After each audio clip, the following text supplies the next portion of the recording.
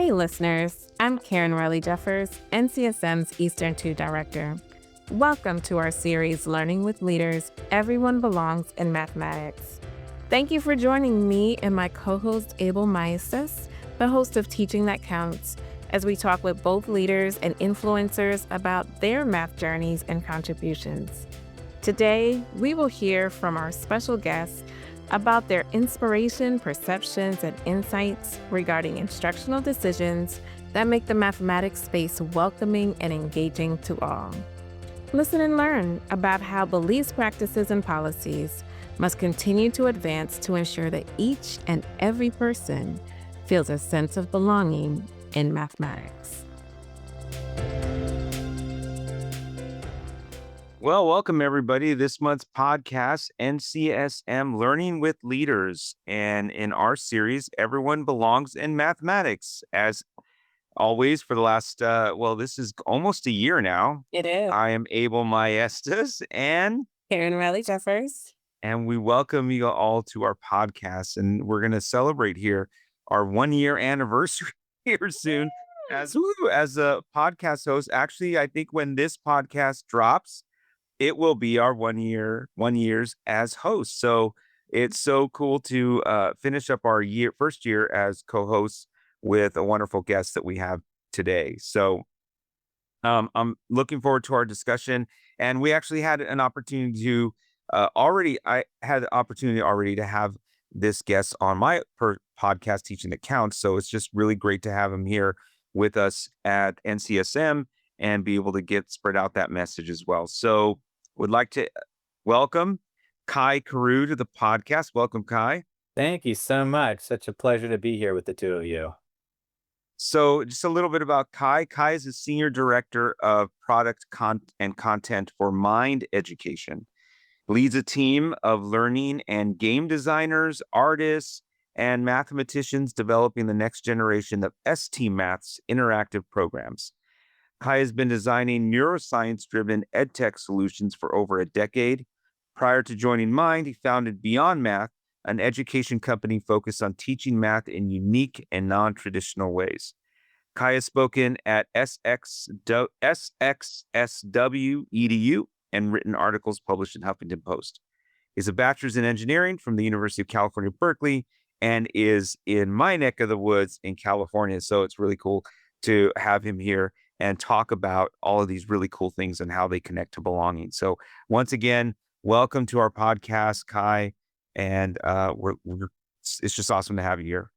Yeah, thrilled to be here. And a fun fact about me is I'm live in SoCal, and love to surf, surfing aficionado.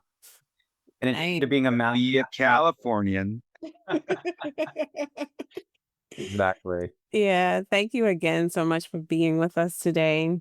Even though Abel just introduced you, could you take a moment to share some of your journey in education that has led you to your current work? Yeah, sure. So just a little bit about my background. I love math. I was like one of those kids that just sat around and played those puzzle games and logic puzzles for hours, right? Like math also came very naturally for me. And I found it so fascinating how bored I was in math class, but how engaged I was in all of these puzzle activities. And so at some point during my journey, I made it my mission I got to change this experience for people. I started my own business, as you shared, out of college. And one of my experiences was teaching in really non-traditional ways. I used after school programs. I did a number of things, but teaching through after school, I was able to explore a lot of different non-traditional ways of teaching. And I got my math classes to get so exciting for like second and third graders that I had kids do my class on math, my after school math class, for their birthday party. I was hired to actually... What? Yes. Wow. The second grader's birthday, my puzzle, patterns math class. And that's when I knew, I was like, there's really something to this. And with my engineering background, I looked at, well, how do you scale? Because, technology is a beautiful vehicle for scaling work. And that's kind of what led me to working at Mind Education, where we combine technology and the way the brain learns to transform how we teach math. That is super cool. Like, You would think the big air jump houses, but you got puzzles, math puzzles. That's got to be so exciting for kids in thinking about just those non-traditional ways and getting them so excited about mathematics that they want you to come to do the stuff for your birth. Like you're the mathemagician. That's what you call it, mathemagician. I love it. Um, so as you know, our series is titled Everyone Belongs in Mathematics. So our first question for all of our guests is, what does it mean to belong in mathematics? I love that. Yeah, I mean, when I think of belonging in math class, so two things jump out immediately to mind, right? I mean, seeing yourself, right? Believing that you are a mathematical thinker, one that thinks mathematically and can solve math problems. And the second thing that jumps out immediately is, culturally relevant instruction or pedagogy, right? And using vehicles of really allowing students to see themselves in the curriculum materials in the classroom as vehicles to really deepen that belonging. Um, one thing that I think permeates, so maybe a non-traditional thought on this that I think goes even deeper, is that in order for students to be engaged in math, they have to experience success in math. And I really feel like when we talk about the topic of belonging, if we're not talking about actually experiencing success and making that experience, it's kind of like experiencing success is like belonging in action. When I'm successful in an area, I am experiencing belonging in action with whatever I'm doing. And that has to, with everything else we're doing, that has to be fundamental to the experience. Because if you're not experiencing success in what you're doing, you're not going to feel like you belong in that medium. So I could talk on and on about that, but I'll leave you with that bullet there on belonging. So I think that, we can go. I think we could go deeper in that. What do you think, Karen? Yeah, because that brings up a question about the success part. But a lot of mathematics sometimes is not success. And then we have sometimes when we don't get the answers right and so forth. And so how does that correlate or tie in or integrate with what you just shared? So how do we reconcile the two? Yeah, it's a great question. So when I say experience success, it doesn't mean you also don't experience failure, productive struggle, all of the above, right?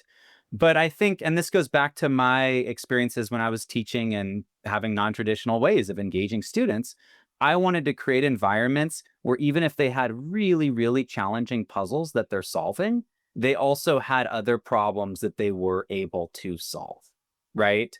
And so part of it is, I mean, this is kind of a cliche term at this point, but it's the low floor. It's providing, and it's also how you present the problems, right? So providing problems in a way that can provide access to actually really rich mathematics to all students. I mean, that's part of the key to create success.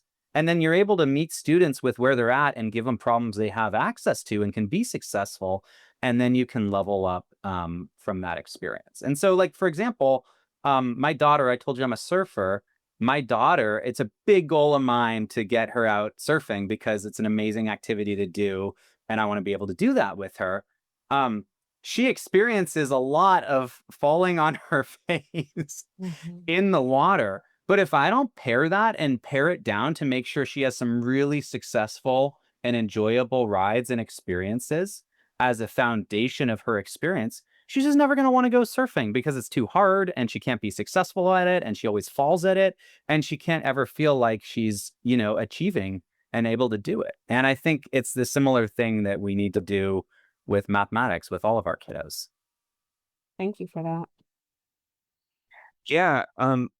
So yeah, because it does. It's those little small wins, right? Those small wins that allow um the kind of the keep going aspect. And so I see that tying in a lot with like video games and gaming.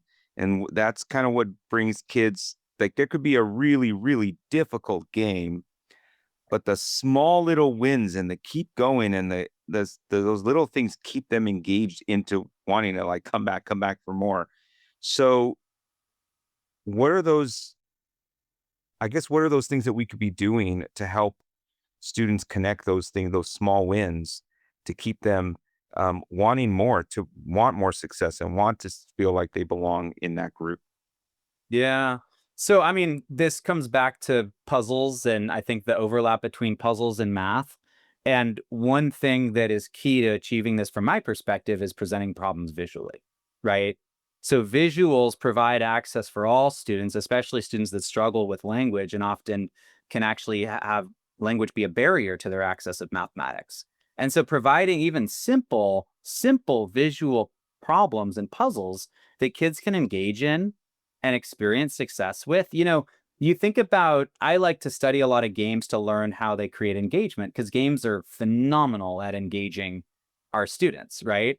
And all they do is they present these simple little scenarios like jump over the hole. Yay, you jumped over the hole. Amazing job. Now jump on top of the box. Yay, you jumped on top of the box. Amazing job. And so what they do is they present these little purely visual scenarios to students, and then they celebrate the students in their success. And I mean, this is obviously a challenge when we have, grade-based curriculums and we're moving the entire class, in a linear sequence, right? Is how do you create these experiences as part of it where students can always, have those experiences? And I think making, even if you're experiencing your core curriculum and core lessons, using visual problems, right? And also creating the low floor to entry, that low floor to high ceiling, that makes the problems accessible where students can start to engage. And then that's going to start to create a sense of belonging. Mhm. My mind is going in a couple of directions. As in many schools, we have these standardized assessments that have no visuals.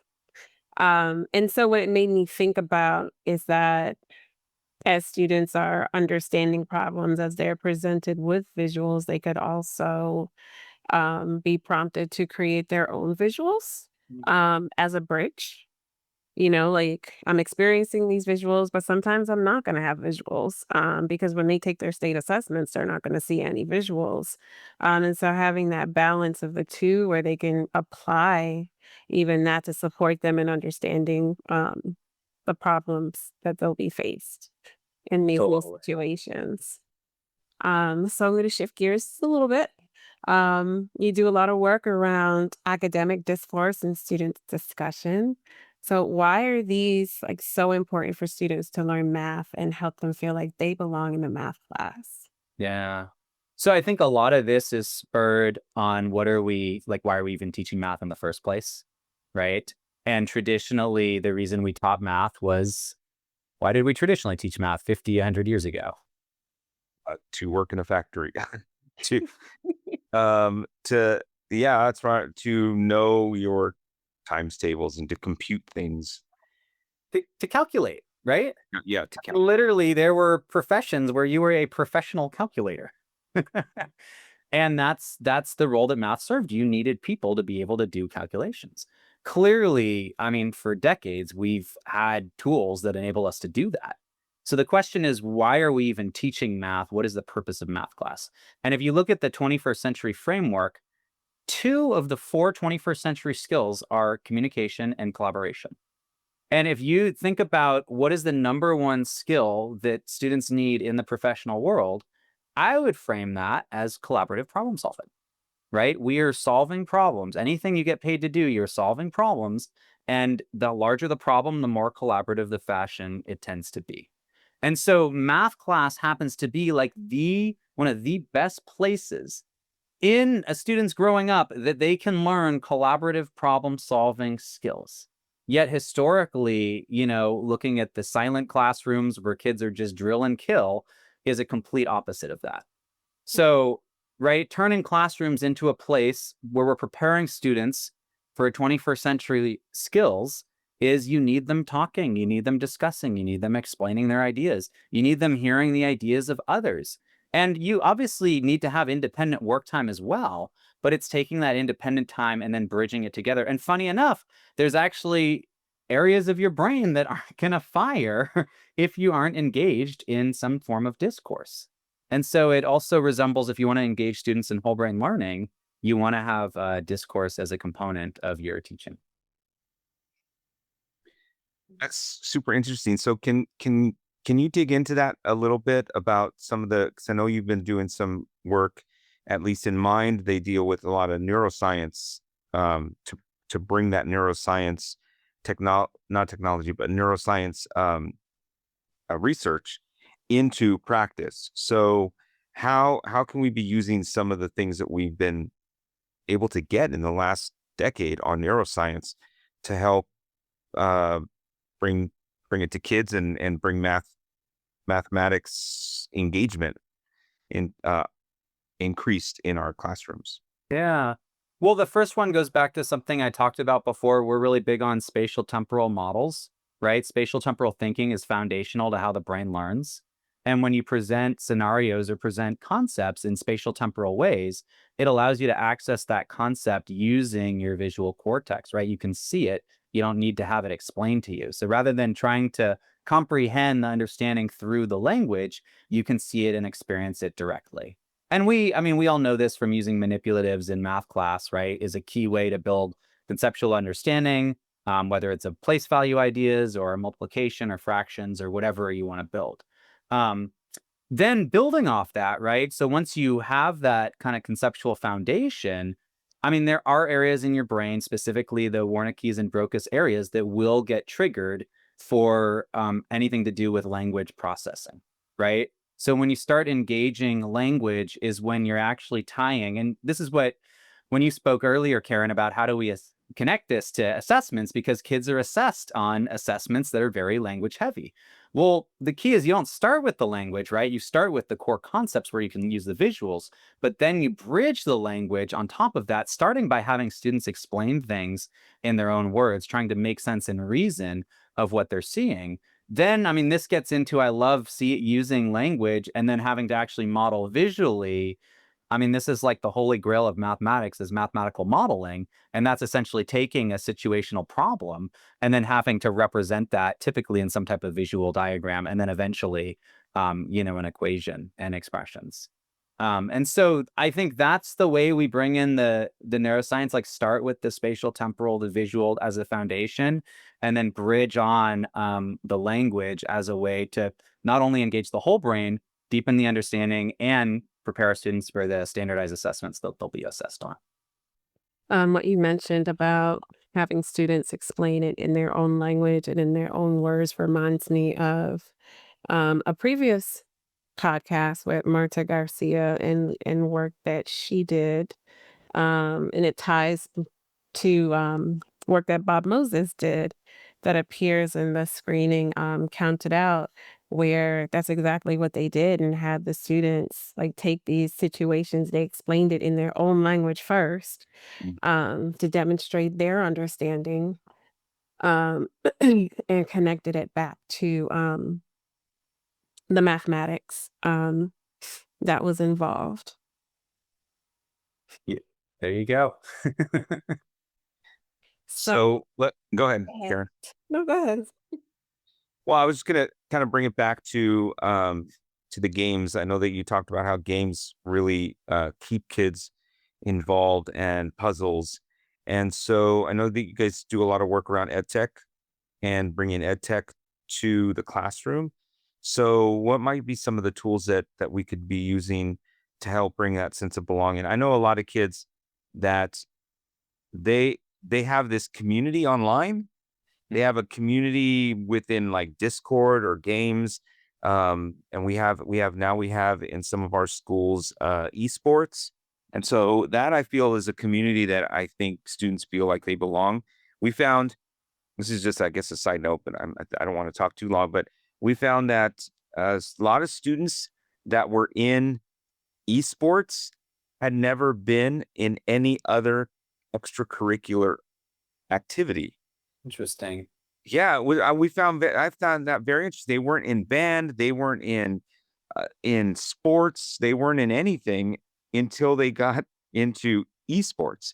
So it's a place where we're bringing kids to feel like they belong in school and esports. So I'm wondering how we can get some of those ed tech tools to help make kids help kids feel like they have a sense of belonging within our math classes. Right.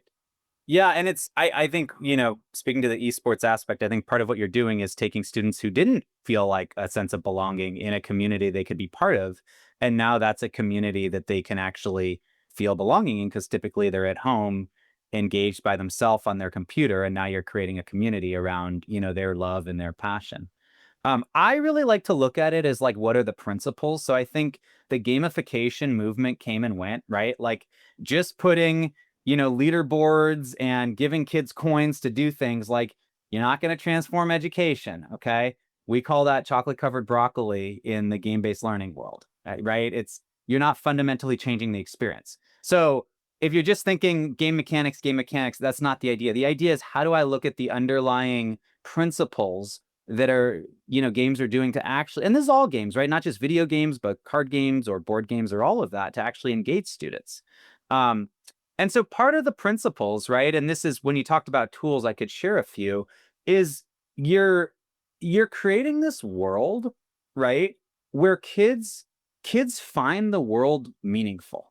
Okay, I'm going to use the word meaningful. And it's really interesting. I feel like in education and math education in particular, there's such this emphasis on like, well, we got to get to real world problems, right? That's what we have to prepare students for.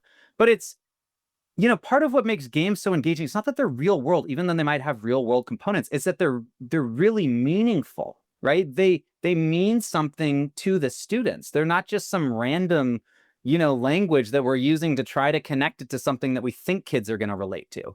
You inherently make it meaningful by the context itself. It actually makes sense. And so part of what we do to do this is, we'll create these little puzzle games, these little puzzle scenarios. And what you're doing is you're creating a meaningful context where everything makes sense within this. It's actually a fake world, but it's a meaningful fake world, and it's meaningful to our students.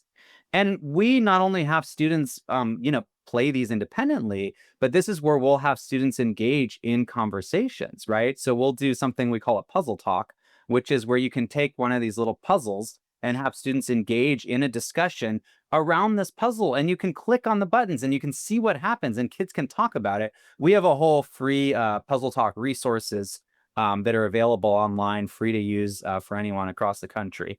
And this is one of the ways that we bridge, the principles that make something like a video game or a puzzle or a board game so engaging, is we create these little mini worlds that kids get to have conversations around and get to talk about and get to see what happens when they interact with it. And it's really exciting to see kids just get so excited about this little penguin character trying to cross a screen. Yeah, my kids just love, I don't know, something about games. I mean, I guess I do know. I'm a Gen Xer. I grew up with Nintendo. I get it. Even though I'm sure my teenagers don't think I ever get it. Yeah. I know. I remember trying to beat Tetris and Mario and all the things as well. One of the things, like every time you say something, it makes me think about something else. I make a connection to either something I heard or something that was discussed previously. But, this whole idea is just making it meaningful, and creating these situations that have meaning and purpose for the students so that they can be engaged.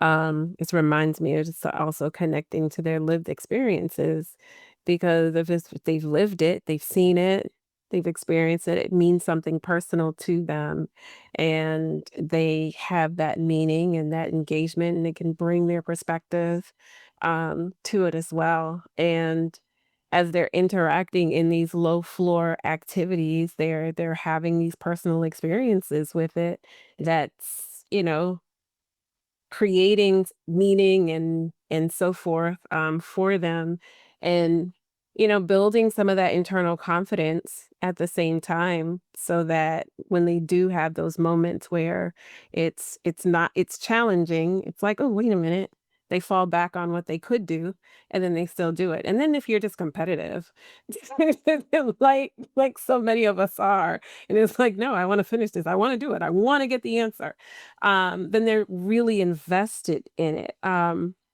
It also reminds me of like a classroom I went into one time where they were debating something really simple.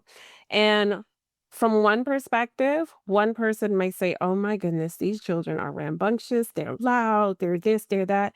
But when I spoke to the teacher afterwards, I said, "Your children are really passionate about that concept that you were talking about because they were fiercely like challenging each other on what was correct and what wasn't." So, like, having those opportunities in classrooms would be amazing for our students to experience on a greater basis. Echoing on that, a few months ago, so one of the things that we were doing is experimenting with different lessons, and we were in a classroom, and it was so fascinating. We took a problem that would be like a traditional algebra problem, right? That kids are really engaged in, right? Just all of these symbols on the screen, right? I mean, it's the thing that makes the heads drop. And then what we did is we just replaced these, X's. We used some little characters, right? Some little critters from our puzzle world. So we had these just apples, and then we had this little character we call a pie monster. And just by replacing the X's and Y's with apples and pie monsters, and by spacing it out so they could see it on the screen, the level of engagement went from virtually nothing and no discussion to the entire class was arguing about, oh, well, was the answer 70 or 25? And then it got into a whole deep, the core of it was an order of operations. And again, this came back from like, it's actually the same mathematics, but it's the way that you're presenting it to students. You're presenting it in a way that you're actually meeting them in their world that they feel related to and engaged with, and it just completely changes the experience.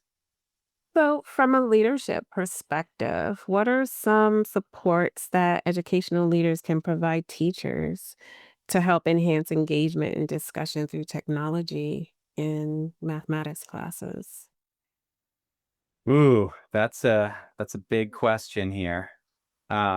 So I'll try to start broad and then go specific. I think broadly, like when it comes to also math discourse and belonging and bringing student voice, I mean, like Math Talks is by far the easiest way to start to create that culture, right? And there's so many different vehicles of Math Talks or math routines that you can use out there. There's some that use PowerPoint presentations. I mentioned we use a form we call Puzzle Talks, right, which are interactive puzzles that are provided free.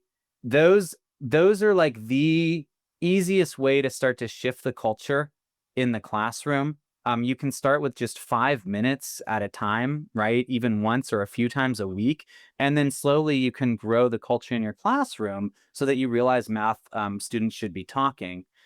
Other tools, I mean, obviously I am favorable towards, leveraging puzzle-like games and activities that can present problems in really non-language-based ways, like purely visual ways, as a really powerful tool. So there's apps that do that. And what else? I'm also a big fan of right now. I'm always looking at how you can leverage technology to make the teacher's job easier. I mean, this is what technology should do in our lives, right? And it's how do we take all of these things that teachers do and actually create technology to actually both make their job easier and make the learning deeper, right? So you got to do both of them, because sometimes you make their job easier, but actually the learning becomes more shallow of an experience. And so another thing is, there's different organizations that have different lesson platforms that allow students to kind of show their work, show their thinking. You can easily project it on the overhead projector, have kids start talking about other student work. And so that's also another phenomenal vehicle to kind of create a, discourse-based classroom that leverages technology and like lowers the lift on the teacher to create that. Yeah, thank you. I know we used something called in our school district. We have these ViewSonics, these really big screens, and there's this little app called the Throw app. And so what you do is you just take a picture of student work, and I like to do stuff on vertical whiteboards, and so we just take a picture of student work, and then we just like not literally throw, because you're not gonna throw your phone, but I almost use the word literally symbolically. You just kind of swipe. There's this little swipe feature, and you're basically swiping the picture onto the ViewSonic, and it puts it up there, and you can put 3 pieces or how many pieces of student work, and then you can ask students like, what do you see that's different or or similar in these student work pieces, and you can have that discussion in class. It's a really cool tool. Exactly. Yeah. I wouldn't have been able to do that years ago. What do you think is different and similar? I found is like the easiest way to start getting kids talking about something. I mean, it's so easy, but there's like a game aspect to it, right? It's a game. Find what's similar and find what's different. Yeah, it's kind of like the easiest way to get into deep learning is by just what's similar and what's different, right? Yeah. All right, so we've had such a wonderful discussion. Thank you. It went by so fast. It did. And so we're coming to a close here, and we want to make sure that we ask you the same questions we have asked everyone on our podcast. We started out with what is a sense of belonging, and so we end up here at one tip for leaders to support a sense of belonging in mathematics that's connected to the work that you do. Yeah. I mean, you got to let kids experience success in math class. Like, I love culturally relevant pedagogy. I mean, we have a whole cast of characters we've created as ways of students being able to see themselves in math class and in their work. But at the foundation, we have to give kids experiences that they can be successful at. And I'm a big fan of visuals are such a powerful way to do that. When you can make it puzzle based, they're going to want to engage. If that can be integrated in the core lessons, even better. But it's once kids experience the success, that's what creates them. They feel like they belong. And if I can't experience success, I don't care how many other things you do. I'm not going to feel like I belong if I can't feel successful in what I'm doing. Thank you so much for all the tidbits that you shared today and all the connections that you made, helping us remember how powerful visuals are. Thank you. We learn so much every month. We say this at the end of every episode. Our listeners are really tired of us saying it, but we do every time. So thank you again for taking the time out to share your expertise with us. So if our listeners want to learn a little bit more about your work, how could they do so? Sure. So they can go to mindeducation.org. They'll learn about our organization, our programs. There you can find the free Puzzle Talk resources that are available for anyone across the country to use tomorrow. You just put in your name and email, and you'll get access to a repository of Puzzle Talks from early learning all the way through grade 8. And yeah. All right, Puzzle Talks, something to add to my math talks, number talks, and data talks. So There you go. we're gonna add Puzzle Talks. So thank you once again, Kai, for joining us on our podcast. And thank you, everyone, for listening. We appreciate it. And those of you that have listened to us for the last year, I don't want to speak for Karen, but I appreciate everyone listening to the podcast and making it as successful. And I feel like I belong because I've seen success. So yeah. So thank you, listeners. Thank you, Kai, for joining us. And we hope you listeners out there will return next month when our podcast will be a live recording from NCSM conference. So that'll be a great one. And I believe we have some great guests for that one too. So thank you, everyone, for joining us. And we'll catch you all next time. We hope that you have been inspired by this bold mathematics leadership conversation and will tune in to our podcast series each month. If you enjoyed this episode, please share it with others, post about it on social media, or leave a rating and review. You can learn more about NCSM leadership and mathematics education and our upcoming professional learning events on the NCSM website, mathedleadership.com. You can also follow NCSM on the X at mathedleaders and using the hashtag NCSMBold. Until next time.